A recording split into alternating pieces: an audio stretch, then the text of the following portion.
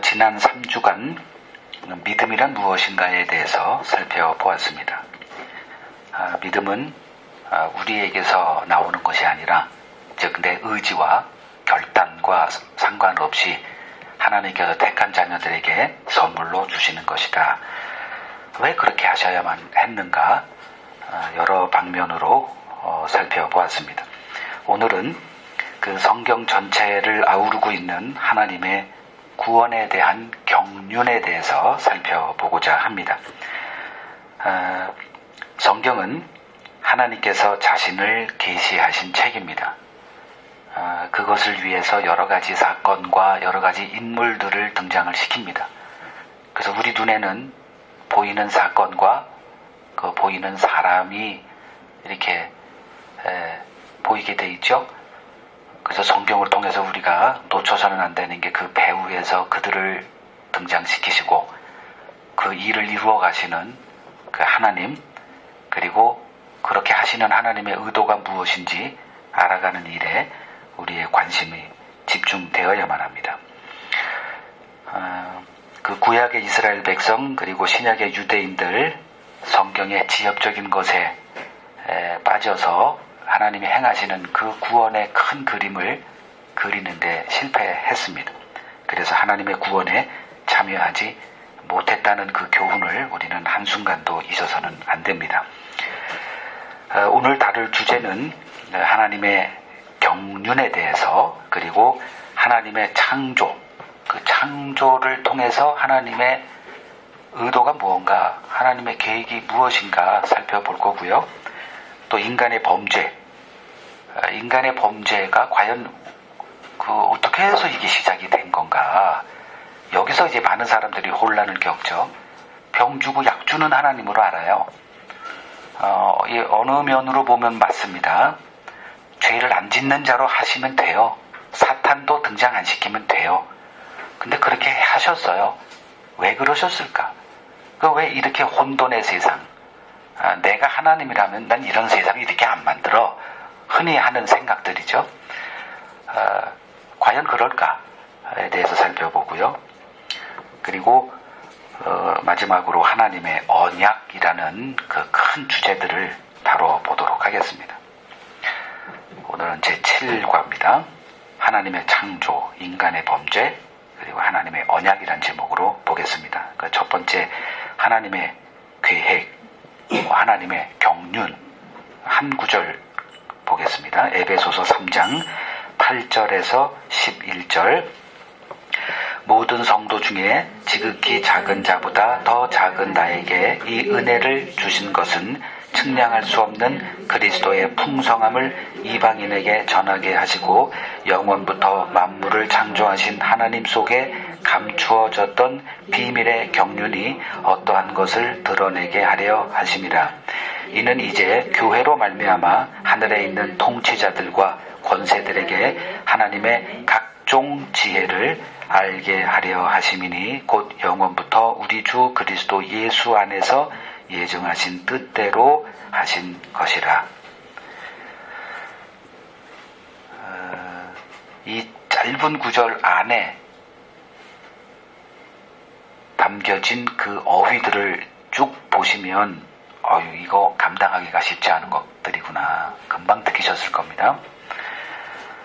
자, 8절을 보시면 하나님께서 은혜를 주시는데 그 은혜를 받는 자,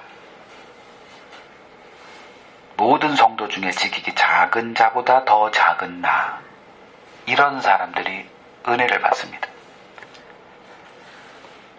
사도 바울은 이런 자는 아니었어요. 자기가 가장 크다라고 생각했던 자입니다. 그때 하나님의 은혜는 그에게 임하지 않았어요.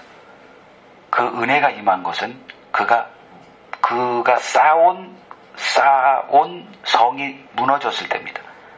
그때 하나님의 이 은혜의 경륜이 그에게 제공될 수가 있었어요. 근데 그 은혜를 주신 것은 측량할 수 없는 그리스도의 풍성함을 이방인에게 전하게 하고, 또 하나가 영원부터 만물을 창조하신 하나님 속에 감추어져 있었다. 이 감추어져 있었다에 줄을 치십시오. 하나님의 경륜, 그리스도의 풍성함, 이 모든 것들은 다 이 세상에 철저하게 감추어져 있습니다. 성경에 담겨져 있지만 이 성경 안에 감추어져 있는 거예요. 그 성경을 사도 바울이 몰랐던 사람이 아니죠. 치열하게 성경을 공부했던 사람입니다. 근데 감추어져 있었던 이 하나님의 경륜, 그리스도의 풍성함 못 봤어요. 근데 작은 자가 됐을 때 하나님이 그에게 은혜를 주시고 그거를 그에게 드러내 보이셨습니다. 그래서 그것을 전하는 자가 되게 했어요. 10절을 보면 이는 이제 교회로 말미암아, 자, 교회를 통해서 그것을 선포하시겠다는 겁니다. 근데 선포의 대상이 누구예요? 누구에게? 교회로 말미암아 이 땅에 있는 사람들입니까? 하늘에 속한 자들이에요. 하늘에 있는 통치자들과 권세들, 그들에게 하나님의 각종 지혜를 전하겠다는 겁니다. 자, 우리들은 흔히 이 세상에 하나님의 지혜를 선포하는 것으로 이렇게 이해가 되는데, 이 구절은 분명히 하늘에 속해 있는 통치자들과 권세들에게 하나님의 각종 지혜, 그 각종 지혜라는 것은 아까 위에 두 가지예요. 그리스도의 풍성함, 그리고 영원부터 만물을 창조하신 하나님 속에 감추었던 비밀의 경륜, 뭐 사실은 같은 거죠. 그 비밀의 경륜이 결국은 그리스도입니다. 그 그리스도를 이 땅에 보내시기 위해서 하나님의 각종 지혜로 그 일을 이루어 가신 거예요. 근데 그 선포의 대상이 하늘에 있는 통치자들과 권세들이래요. 이게 무슨 뜻일까? 하나님의 관심은 참 우리가 이해할 수가 없습니다. 지금 하나님은 자기가 창조한 이 영세계가 있어요. 영의 세계. 그 천사들의 세계가 있습니다. 그 수가 얼마인지 알 수도 없어요. 그 하나님의 세계에서 그 영으로 존재하는 그 천사들의 세계. 도대체 얼마나 많고 어떤 세계인지 알 수도 없어요. 보이질 않으니까. 근데 그들로부터 하나님이 영광받기를 원해서 이 땅에 이 물질 세계 인간이 창조되고 교회가 등장하고 그 교회를 통해서 지금 이 하늘의 통치자들과 권세들이 그걸 알게 되고 하나님께 영광을 돌리는 일이 우리들이 보지 못하는 그 영의 세계에서 지금 벌어지고 있다는 거예요. 여러분들이 그 도구라는 거예요. 내가 어떻게 하느냐에 따라서, 내가 하나님을 얼마나 알아가느냐에 따라서 그 통치자들과 하늘에 있는 권세들이 깜짝 놀란다는 거예요.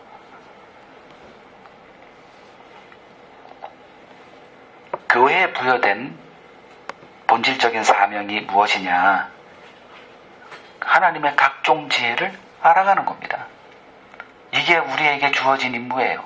하나님의 각종 지혜를 알 수 있는 길이 무엇이죠? 성경밖에 없어요. 이 세상 어딜 가도 하나님의 그 지혜는 알 수가 없습니다. 그 지혜 다 담아놓은 책이 이 성경이에요. 이 성경을 열 때 하나님의 각종 지혜가 드러납니다. 이것이 우리에게 주어진 본질적인 사명이에요.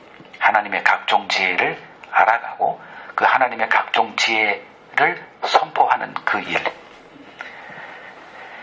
그래서 우리들의 관심은 그 하나님의 구원에 담겨있는 하나님의 그 각종 지혜를 알아가는 겁니다. 창세기에 하나님의 지혜가 담겨 있어요. 그 다음에 출애굽기에 또 하나님의 다양한 또 다른 지혜가 담겨 있어요. 레위기에 담겨 있고 민수기에 담겨 있고 신명기에 담겨 있고 쭉 계시록에 거쳐서 하나님의 각종 지혜가 다 담겨져 있습니다. 이것을 알아가는 일이 신앙생활의 본질이라는 거죠. 그 하나님의 각종 지혜의 중심에는 그리스도가 있습니다. 이것을 발견하지 못했어요, 유대인들이. 그래서 하나님의 구원에 참여하지 못했던 겁니다. 이제 두 번째, 하나님의 창조에 대해서 보겠습니다. 즉 하나님의 창조 안에 숨겨진 하나님의 계획. 왜 하셨을까? 왜 영이신 분이 그냥 그대로도 충분하신 분이 왜 보이는 물질 세계 또 인간은 왜 창조하셨을까? 그걸 한번 보자는 거죠. 그러니까 만물의 창조가 있고요. 인간 창조가 있고 인간 창조 내에 남자와 여자로 창조하신 그 하나님의 의도 한번 이렇게 보겠습니다. 자, 만물을 창조하셨어요. 우리 눈에 보이는 이 지구 넘어서 대기권에 있는 우주, 그 갤럭시라고 하는 왜 창조하셨을까? 두 가지 목적으로 보죠. 첫 번째는 하나님 자신을 계시하기 위해서다. 로마서 1장 18절에서 20절 보겠습니다. 하나님의 진노가 불의로 진리를 막는 사람들의 모든 경건하지 않음과 불의에 대하여 하늘로부터 나타나나니 이는 하나님을 알만한 것이 그들 속에 보임이라. 하나님께서 이를 그들에게 보이셨습니다. 창세로부터 그의 보이지 아니하는 것들 곧 그의 영원하신 능력과 신성이 그가 만드신 만물에 분명히 보여 알려졌나니 그러므로 그들이 핑계하지 못할지니라. 자, 하나님을 알만한 것이 그 만물 가운데 드러났습니다. 누구도 핑계할 수 없어. 하나님 앞에 우리가 다 설 겁니다. 그때 전 하나님이 있는 줄 어떻게 알아요? 나 몰랐습니다. 라는 핑계가 성립 안 돼. 이렇게 되는 거죠. 근데 우리 인간 세계에서는 그게 성립이 돼요. 하나님이 있어라는 게 오히려 더 미련하게 보여요. 자, 위대한 미술품을 딱 봤을 때 여러분들은 어떤 생각을 하십니까? 위대한 건축물을 딱 봤을 때 여러분들이 가장 먼저 생각나는 게 뭐죠? 이걸 누가 줬을까? 이걸 누가 그렸을까? 이게 생각나게 돼 있는 게 이게 마땅한 거예요. 우주의 신비로움을 보면서 이 만물을 창조하신 그 창조주의 능력과 지혜가 과연 얼마나 될까? 어디까지일까? 이게 마땅한 생각이라는 거예요. 그 다음에 두 번째요. 하나님의 나라는 어떤 곳일까를 이 만물 세계를 통해서 하나님이 보여주고 계셨다는 거죠. 그 다음 그 구절이 창세기 1장 31절입니다. 하나님이 지으신 그 모든 것을 보시기에 심히 좋았더라. 저녁이 되고 아침이 되니 이는 여섯째 날이다. 여기서 보시기에, 누가 보시기에? 하나님이 보시기에 좋았다. 창세기 1장을 보면 이제 6일 동안 하나님께서 매일 하루하루 뭘 만드세요. 하나하나 매일 뭘 만드세요. 그러니까 사전에 치밀한 계획이 있었다는 거죠. 그 계획을 따라서 첫째 날은 이걸 만드시고 둘째 날은 이걸 만드세요. 여기에 관점을 두는 게 아니라 그걸 하시고 나서 누가 평가를 합니다. 그 평가의 주체가 누구라는 거예요? 하나님 한 분이에요. 자, 여기에 잘 집중하셔야 됩니다. 그 뻔한 걸 뭘 얘기를 해? 뻔한 게 아니니까 그렇죠. 하나님이 성경을 할 게 없어서 그냥 뭐 이것저것 적어놓은 게 아니에요. 다 뭔가 이렇게 연결이 돼 있어요. 하나님 보시기에 좋았더라. 인간을 만든 다음에는 심히 좋았더라. 7번 기록되게 되니까요. 좋았더라, 좋았더라, 좋았더라. 그럼 마지막에 한 번 좋았더라가 아니라 매일마다 좋았더라. 그게 왜 중요하냐면 나중에 인간의 죄가 등장할 때 선과 악을 알게 하는 나무를 먹는 것, 이게 연결이 되니까 그래요. 그거를 설명하기 위해서 1장이 등장했어요. 하나님이 보시기에 좋았다. 거기에 예비나 존니나 분이 없어요. 묻질 않아요. 그 어느 누구도 평가 하나님이 원하지 않으세요. 하나님이 하신 일은 선이다. 요걸 보여주는 거거든요. 그러면 인간의 죄가 무엇인가 이제 드러나기 시작합니다. 하나님 나라는 그러면 어떤 나라인가? 드러났어요. 우리들이 이제 영원히 살게 될 그 하나님의 나라, 하나님이 가슴에 품고 있는 그 하나님의 나라는 선의 기준이 누구다? 하나님이라는 거예요. 근데 인간이 거기에 도전했어요. 내가 선을 주장하기 시작합니다. 죄가 뭔지를 지금 알려주는 그 작업이 바로 1장에 기록되어 있는 하나님의 물질세계 창조하는 그것입니다. 거기서 하나님이 보시기에 좋았더라. 고집하는 거예요. 너희들의 죄가 뭔지를 알려주는 겁니다. 내가 볼 때 좋은 게 선이야. 바퀴벌레도 내가 선이면 바퀴벌레도 선이야. 모기, 내가 창조했으니 모기도 선이야. 근데 모기를 선으로 보는 게 어디 있어요? 다 박멸의 대상이죠. 두 번째요, 이제 인간 창조를 보겠습니다. 하나님께서 특별하게 인간을 창조해요. 아주 특별하게 창조하십니다. 그게 창세기 1장 26절이에요. 하나님이 이르시되 우리의 형상을 따라 우리의 모양대로 우리가 사람을 만들고 그들로 바다의 물고기와 하늘의 새와 가축과 온 땅과 땅에 기는 모든 것을 다스리게 하자 하시고. 자, 인간이 동물과 다른 게 뭐죠? 성경이 관심 있어 하는 건 딱 요 구절에 있는 딱 하나. 우리의 형상을 따라 우리 모양대로 사람을 만들자. 그럼 이게 무엇인가 우리가 알아야죠. 하나님의 형상으로 우리가 지음받았다는 얘기는 너희들에게서 무엇이 드러나야 된다? 하나님을 드러내라는 거예요. 다시 말하면 인간이 이 땅에 존재하는 그 이유는 딱 하나. 하나님을 드러내라. 이게 무슨 말이에요? 하나님의 영광을 드러내는 자로 존재하라. 이게 하나님이 우리를 향해서 보시는 딱 하나의 기대입니다. 내가 너희들을 이 땅에 존재케 한 그 자리에 서 있니?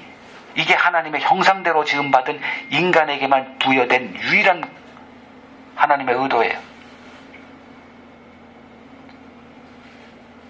하나님의 뜻대로 존재하느냐? 근데 이제 이게 어그러기 시작합니다. 이 어그러진 일이 창세기 3장에 이제 등장을 해요. 그러면 우리가 하나님의 형상대로 지음받았다. 이것을 이제 우리가 제대로 배워야 됩니다. 죄를 범한 후 달라진 거는 하나님의 형상을 드러내는 게 아니라 누구를 드러내요? 나를 드러냅니다. 그게 바벨탑에서는 우리들의 이름을 내기 시작합니다. 여러분들 다 자기 이름 드러내길 원하지요. 초라한 이름 드러내고 싶은 사람 아무도 없어요. 그래서 출세해야 됩니다. 사업을 했으면 남들보다 딱 치고 올라가야 돼요. 50대 기업 안에 들어가야 돼요. 그것도 5대 기업 안에 들어가서 내 이름이 매스컴에 타고, 다 이런 게 우리들의 꿈이에요. 이건 하나님이 의도하신 것이 아니에요. 하나님이 의도하신 것은 어떤 자리에 있든 하나님의 형상을 드러내는 자. 그래서 하나님이 나를 존재케 한 그 의도를 드러내는 자. 이거 우리의 관심사가 아니에요. 우리의 관심사는 나를 드러내는 겁니다.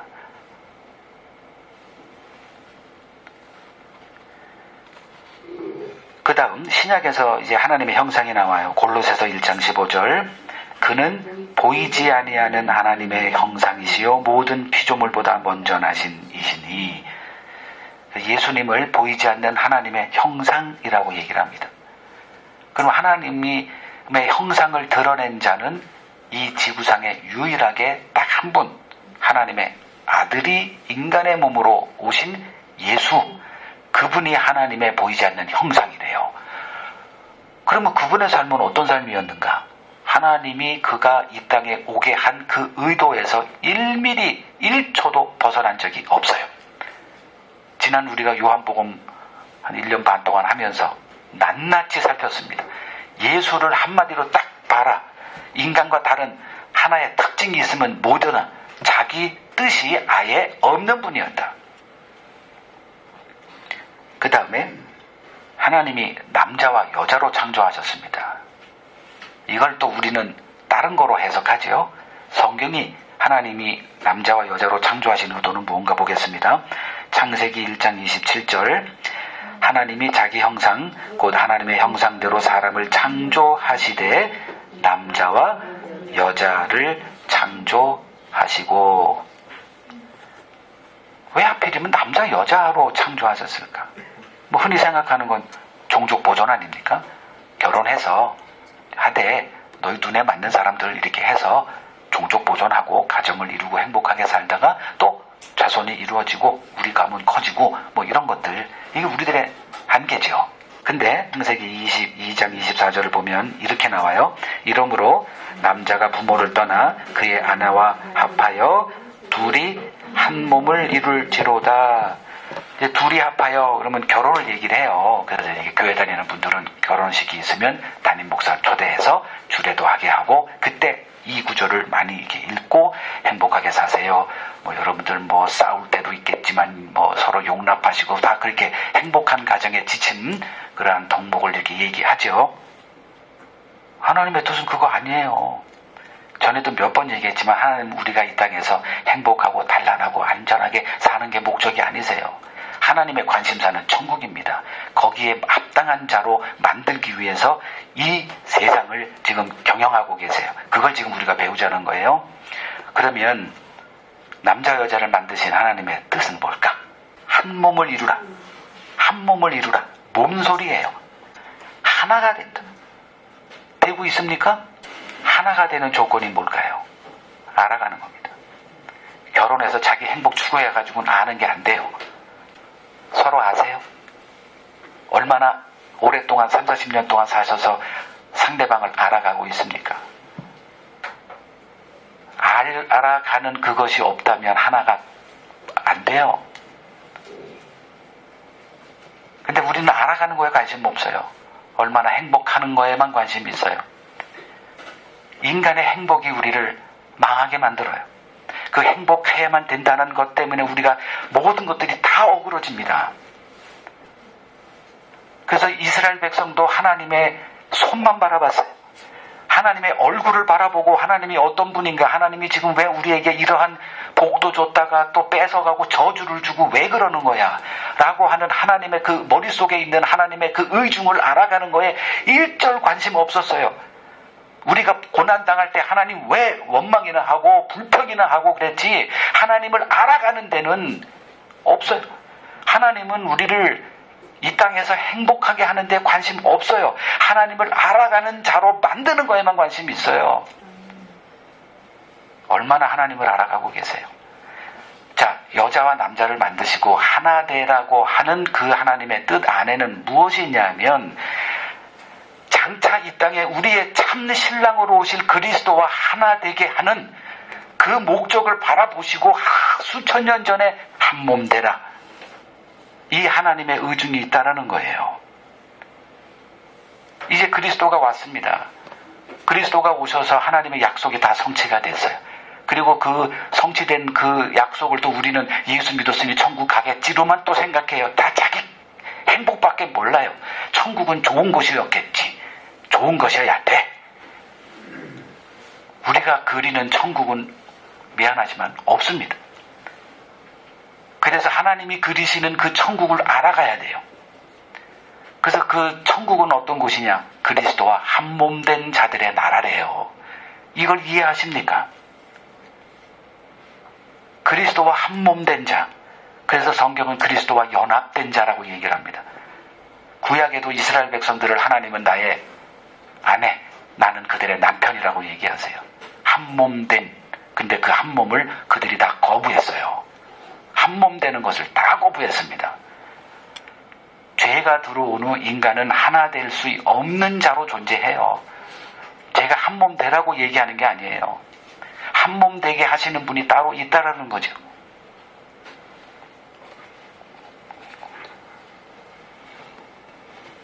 그 다음 보죠. 인간의 범죄를 보겠습니다. 이 인간의 범죄로 드러난 하나님의 경륜은 무엇인가 보겠습니다. 자, 첫 번째, 죄가 등장을 합니다. 창세기 2장 17절, 선악을 알게 하는 나무의 열매는 먹지 말라. 내가 먹는 날에는 반드시 죽으리라 하시니라. 선악을 알게 하는 나무 먹지 말래요. 그럼 뭘 하지 말라는 거죠? 그 나무를 먹지 말라는 거예요? 뭐예요? 그게 아니죠. 그러니까 보통 죄는 불순종 이렇게 얘기하는데, 불순종의 이전에 무언가가 있다라는 거예요. 그러니까 불순종은 죄의 하나의 징후, 나타난 결과물이지 불순종이 죄가 아니에요. 그러면 하나님이 우리에게 명령하신 게 뭐죠? 선악을 아는 자리에 가지마, 이 소리예요. 너희들은 선악을 아는 자리에 서면 안 돼, 이 소리입니다. 그러면 선악을 아는 분은 누구죠? 선악의 주체는 누구죠? 하나님 한 분이에요. 창세기 1장에서 드러났죠. 하나님의 나라는 이런 나라다. 하나님의 말씀이 곧 선이다. 그 말씀에서 벗어나는 게 죄고 그 하나님의 나라에 참여 못해. 그래서 인간에게 이제 선과 악을 알게 하는 나무, 생명나무를 중앙에 두시고 딱 하나 선과 악을 아는 나무, 알게 하는 그 나무의 열매는 먹지 마. 먹으면 죽어. 죽어 이 소리는 나와 관계, 단절, 쫓겨나. 그대로 됐죠. 자, 그 다음에 창세기 3장 15절 죄가 들어온 그 현장을 보겠습니다. 그런데 뱀은 여호와 하나님이 지으신 들짐승 중에 가장 간교하니라. 뱀이 여자에게 물어 이르되 하나님이 참으로 너희에게 동산 모든 나무의 열매를 먹지 말라 하시더냐. 여자가 뱀에게 말하되 동산 나무의 열매를 우리가 먹을 수 있으나 동산 중앙에 있는 나무의 열매는 하나님의 말씀에 너희는 먹지도 말고 만지지도 말라 너희가 죽을까 하노라 하셨느니라. 뱀이 여자에게 이르되 너희가 결코 죽지 아니하리라. 너희가 그것을 먹는 날에는 너희 눈이 밝아져 하나님과 같이 되어 선악을 알 줄을 하나님이 아심이니라. 그 내용을 쭉 보면은 그 하나님의 말씀을 듣고 이 하와도 어떻게 생각했냐면 그 나무 실과는 먹지도 말고 하나 더 한 것 같아요. 만지지도 않게끔 아마 마음의 결단을 한 것 같습니다. 뭐 죽는다는 게 뭔지는 모르지만 뭐 나쁜 거예요. 경고니까. 그래서 만지지도 마. 뭐 이렇게 했던 것 같아요. 근데 뱀이 등장하죠. 이제 유혹자가 등장합니다. 그리고 요렇게 얘기하죠. 그것을 먹지 말라고 하더냐. 먹으면 죽는데요. 근데 말을 바꾸죠.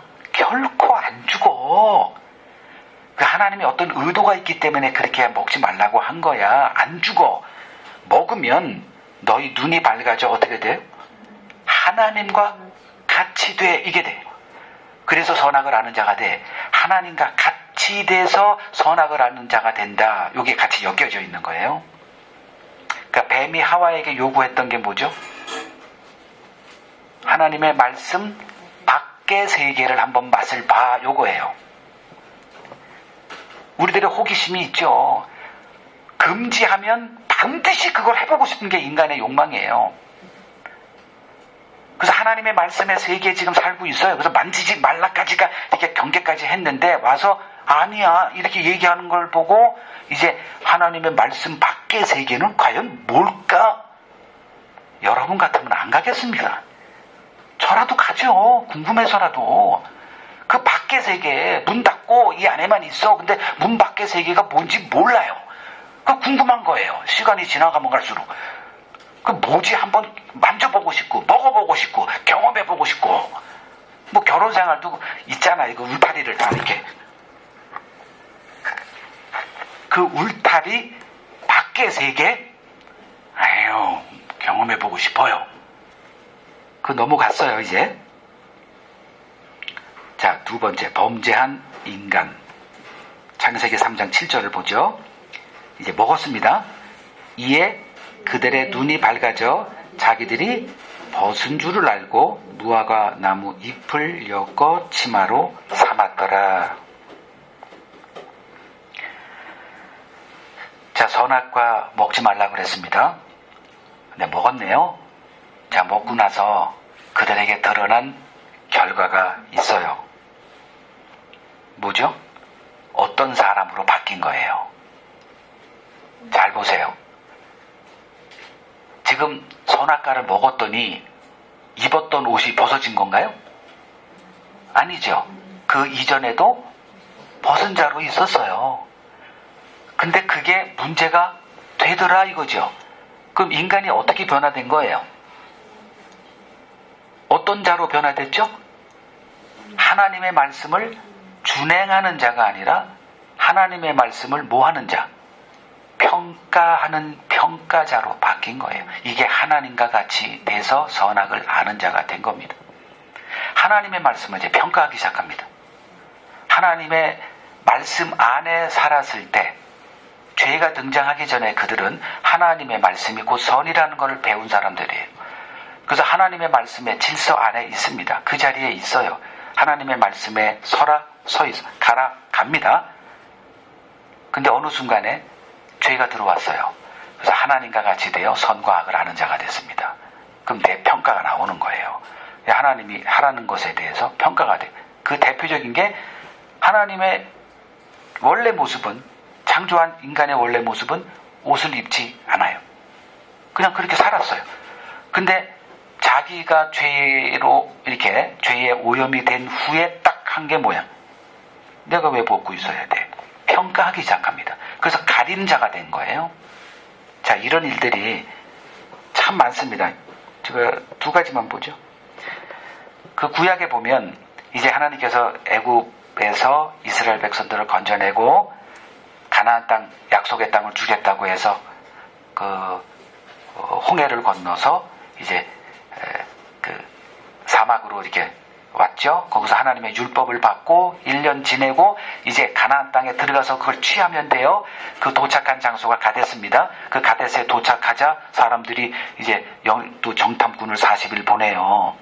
그래서 그 40일 동안 그 정탐꾼들이 보고 와서 한 내용이 뭐죠? 조금 아까 얘기했던 그 단어를 사용하면 그 땅을 어떻게 해요?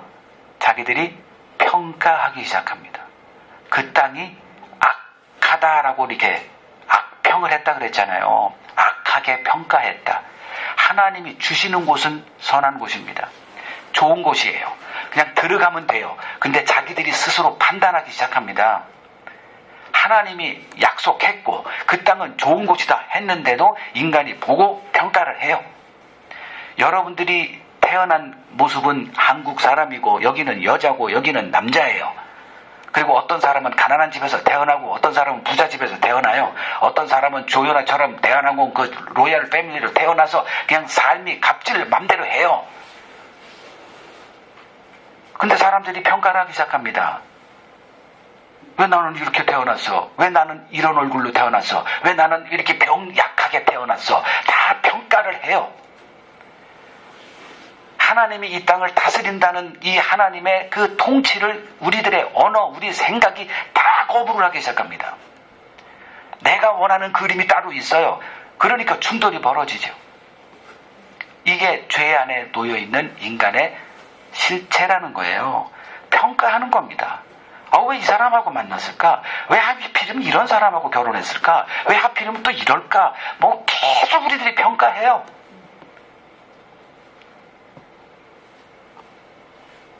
그리스도 안에 있는 하나님의 뜻은 뭐라 그랬죠?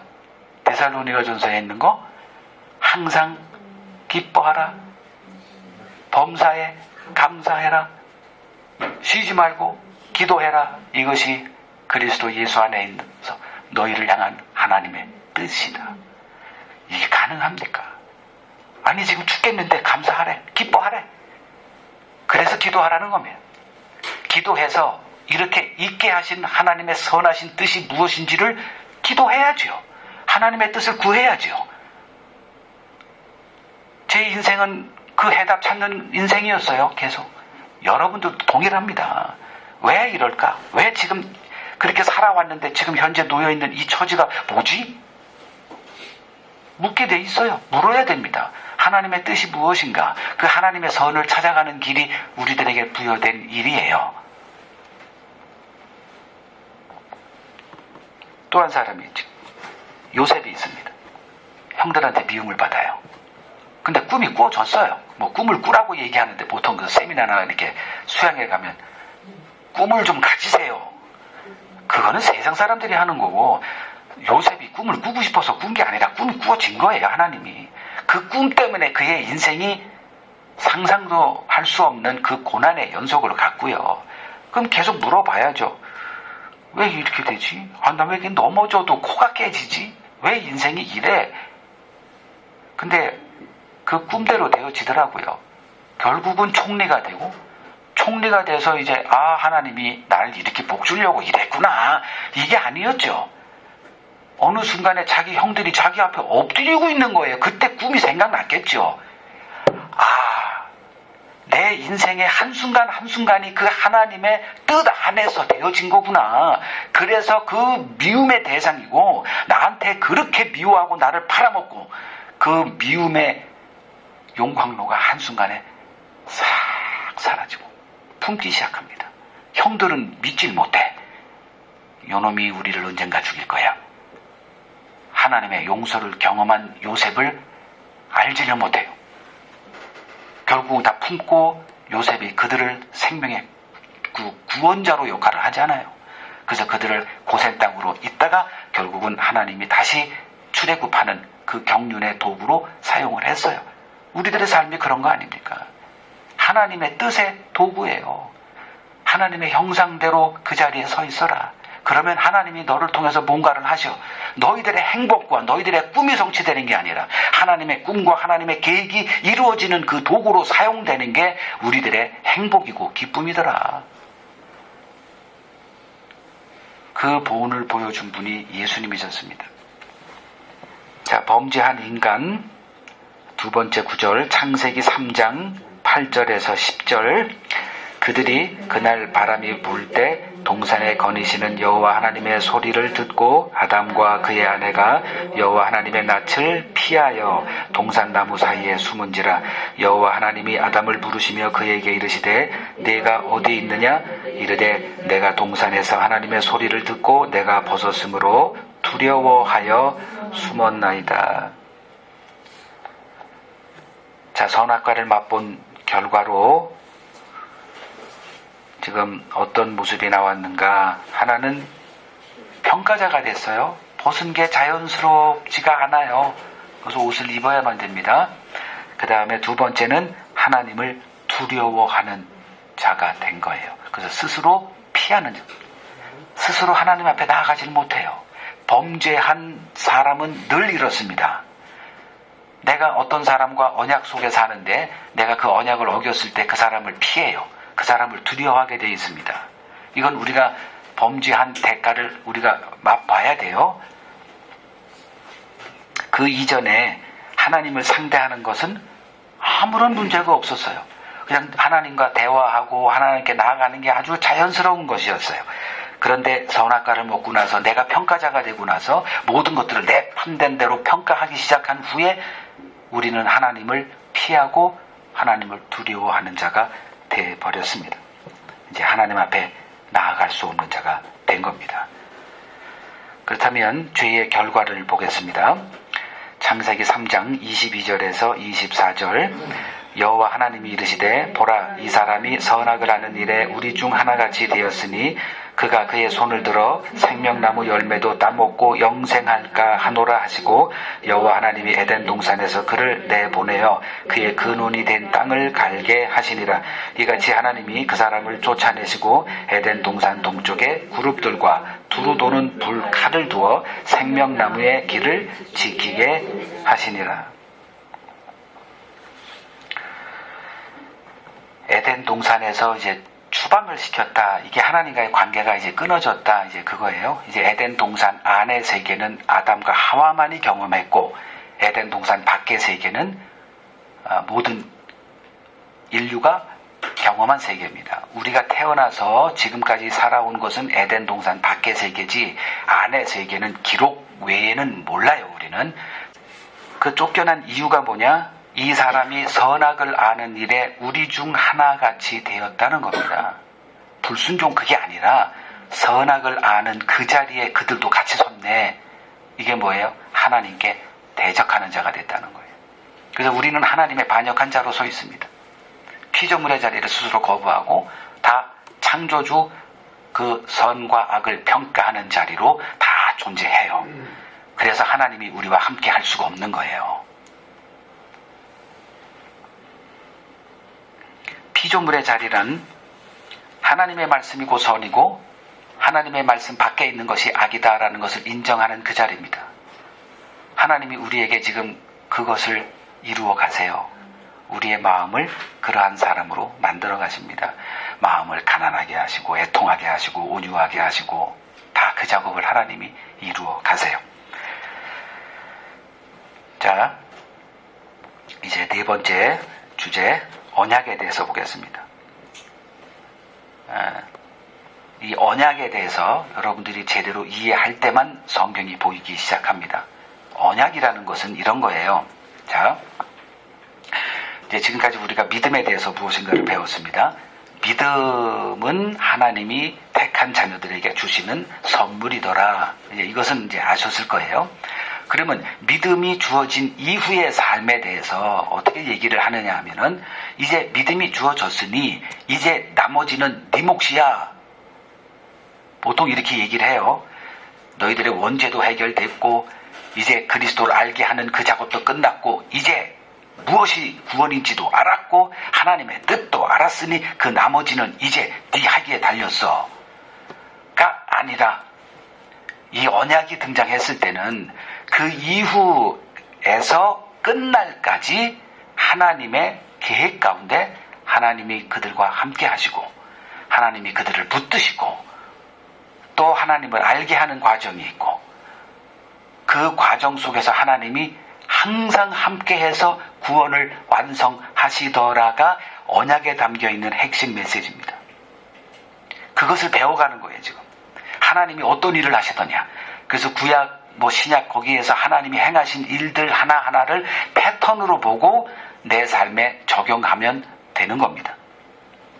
자, 언약, 하나님의 구원 방식을 계시하는 하나님의 수단이었다.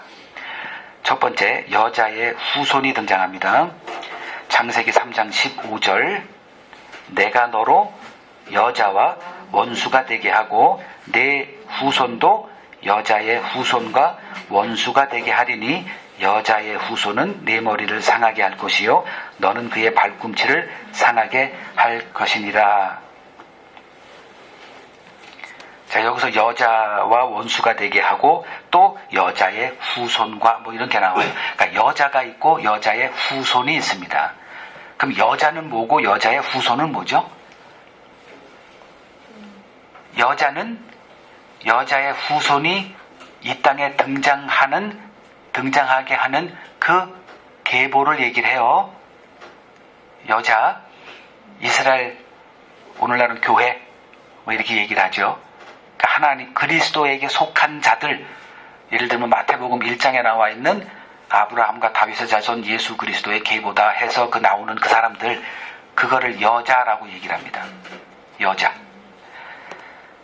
그러니까 이 사탄과 여자는 어떤 관계죠? 원수 관계죠.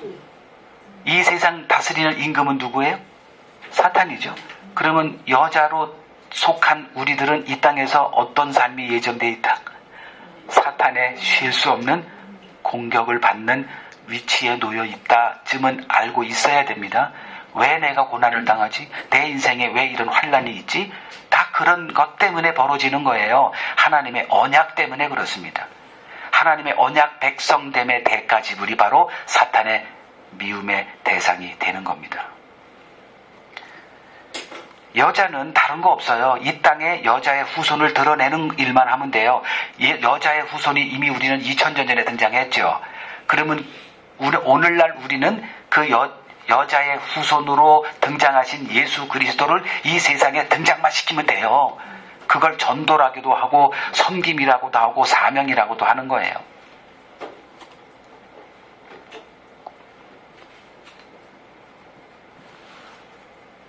구약 기록은 약속된 이 여자의 후손을 여자의 계보를 통해서 보내는 일을 기록해 놓은 책이다. 이렇게 보시면 됩니다. 자, 그 다음에 마태복음 1장 23절, 여자의 후손에 대해서 얘기를 해요. 보라, 처녀가 잉태하여 아들을 낳을 것이요 그의 이름은 임마누엘이라 하리라 하셨으니 이를 번역한즉 하나님이 우리와 함께 계시다. 지금 언약을 성취된 걸 얘기하잖아요. 죄를 범해서 이미 에덴 동산에서 쫓겨나야 될 운명에 있는 그들에게 여자와 여자의 후손에 대해서 얘기합니다. 이것이 너희들의 구원의 소망이야. 내가 이렇게 구원을 이룰게. 이 창세기 3장 15절에 이 하나님의 의도가 이렇게 담겨져서 우리에게 주어져 있습니다. 그리고 구약에서 이제 그 여자의 후손으로 오실 그 통로인 여자들이 쭉 기록되어 있어요. 그 가운데 아브라함이 등장하고 다윗의 계보로 점점점 축약이 돼요. 그래서 이제 예수님이 등장하셨을 그 당시 사람들이 다윗의 후손 예수요 이렇게 얘기하는 건 그 약속된 메시아입니다. 요런 고백이에요. 그 뜻이. 처녀가 잉태하여 아들을 낳을 거래요. 왜 아버지, 남자가 잉태하라고 하지 않고 처녀의 여자라고 했을까요? 왜 예수님이 여자에게서 태어나야만 할까요? 아담에 속하면 안 되니까 그런 거예요. 그냥 하나님은 전능하신 분이니까 여자를 통해서라도 애를 보내, 이런 얘기가 아니라 죄와 관련되면 안 되기 때문에, 왜? 속죄 죄물은 흠없는 어린 양이어야 하기 때문에 하나님께서 예수를 완전한 무흠 정결한 제물로 보내고자 여자의 후손으로 온 거예요.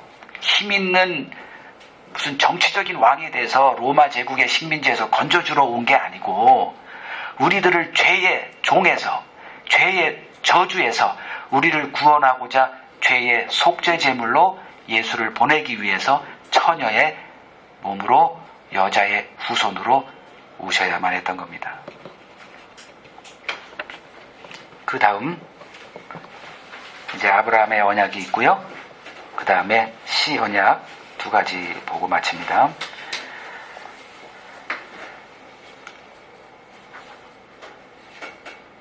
아브라함 언약이 있어요. 이제 여자의 후손이라고 하는 하나님의 아주 너무 광범위하고 참 예측하기 어려운 하나님의 그 약속이 아브라함으로 이렇게 좀 축약이 되어져요.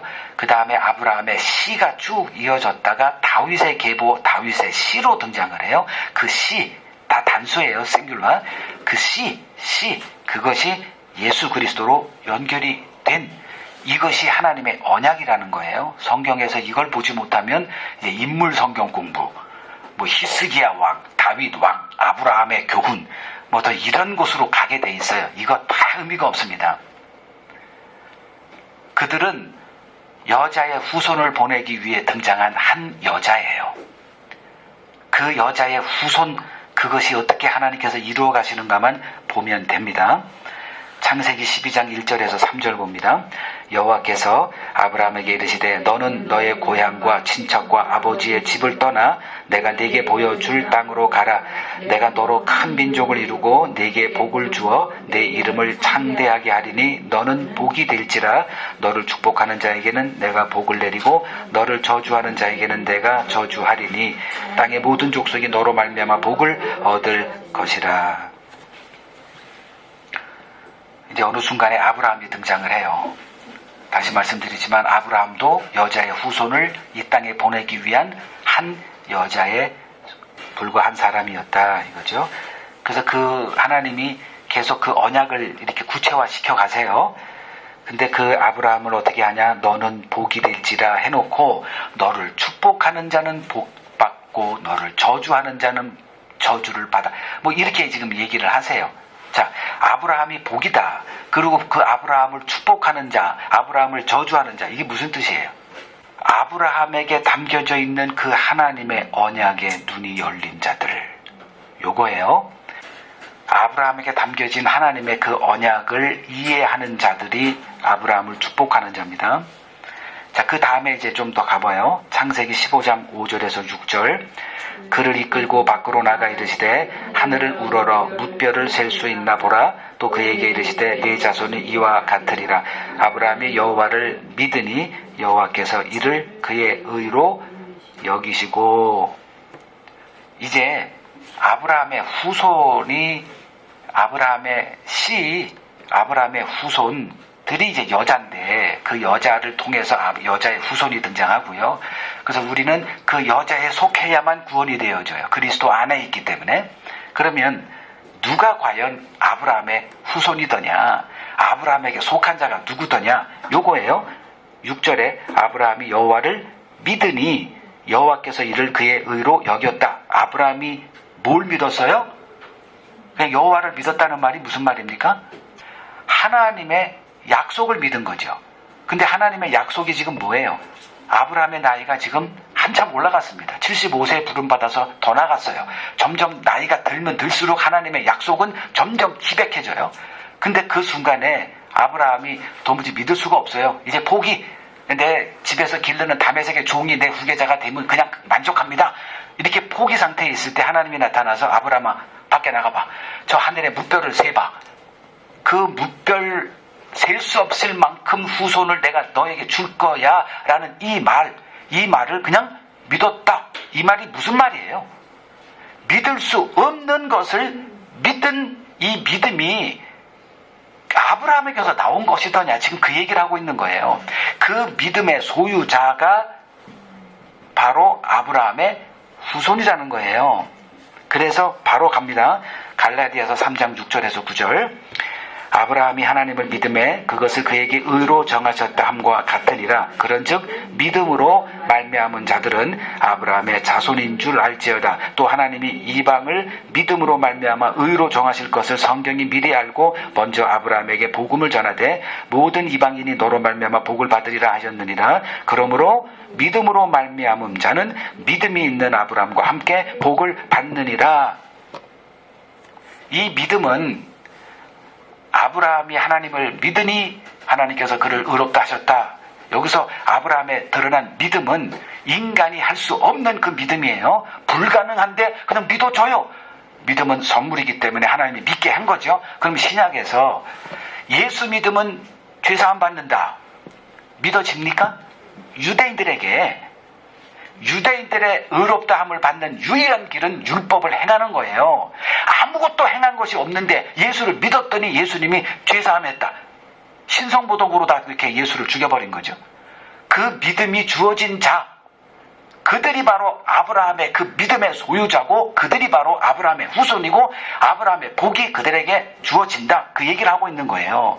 여러분들의 지금 그 믿음이 어떤 믿음인가? 나 그냥 예수 믿으면 천국 간대. 그래? 그럼 믿어. 이게 아니고 내가 구제불능해요. 천국은 이미 포기된 상태인데 예수 믿으면 죄사함 받고 예수의 의가 내 옷이 돼서 내 그 의로 통해서 천국 간다. 이게 믿어지는 사람, 이게 세상 사람들이 믿어집니까? 근데 그 믿음이 있어서 예수를 붙들고 그 감격 속에서 이 세상에서 나와 예수님 가신 그 길을 간다. 그들이 아브라함의 후손이고 그들이 바로 여자에 속한 자들이라는 거예요. 시언약을 봅니다. 이제 아브라함에서 다윗의 혈통으로 내려가요. 그래서 여자의 후손이 결국 다윗의 혈통으로 태어날 것이라는 것을 계속 말씀을 해주십니다. 사무엘하 7장 12절에서 16절. 내 수완이 차서 내 조상들과 함께 누울 때에 내가 네 몸에서 내 씨를 내 뒤에 세워 그의 나라를 견고하게 하리라. 그는 내 이름을 위하여 집을 건축할 것이요 나는 그의 나라 왕위를 영원히 견고하게 하리라. 나는 그에게 아버지가 되고 그는 내게 아들이 되리니 그가 만일 죄를 범하면 내가 사람의 매와 인생의 채찍으로 징계하려니와 내가 네 앞에서 물러나게 한 사울에게서 내 은총을 빼앗는 것처럼 그에게서 빼앗지는 아니하리라. 내 집과 내 나라가 내 앞에서 영원히 보존되고 내 왕위가 영원히 견고하리라 하셨다 하라. 지금 다윗이 하나님의 은혜로 왕이 된 후에 하나님의 은혜를 갚고자 초라한 그 천막에 놓여있는 그 성막을 이제 좀 안타깝게 생각해서 여호와를 위해서 내가 집을 지어드리겠다 할 때 하나님이 그 나단 선지자에게 나타나서 요렇게 네가 내 집을 짓는 게 아니라 내가 너의 집을 질 거야. 그런데 말이 다윗을 향한 게 아니에요. 다윗의 씨로 등장할 그 어떤 자에게 하나님의 약속이 주어져요. 그가 세울 나라는 영원하고 내가 사울에게서 왕위를 빼앗은 것과 같은 그런 일은 그에게 없어. 즉 그 후손으로 등장할 그 어떤 자가 세울 그 나라는 영원한 하나님의 마음속에 품고 있었던 그 나라야. 그걸 지금 얘기하고 있어요. 그 나라가 이제 계속 이어집니다. 그러니까 그 하나님이 약속하신 여자의 후손은 아브라함의 씨로 등장했다가 이제 다윗의 씨로 연결됐어요. 이제 다윗만 바라보면 돼요. 자, 그 나라가 어떤 나라냐? 다니엘서 2장 44절에서 45절입니다. 이 여러 왕들의 시대에 하늘에 하나님이 한 나라를 세우시리니 이것은 영원히 망하지도 아니할 것이요 그 국권이 다른 백성에게로 돌아가지도 아니할 것이요 도리어 이 모든 나라를 쳐서 멸망시키고 영원히 설 것이라.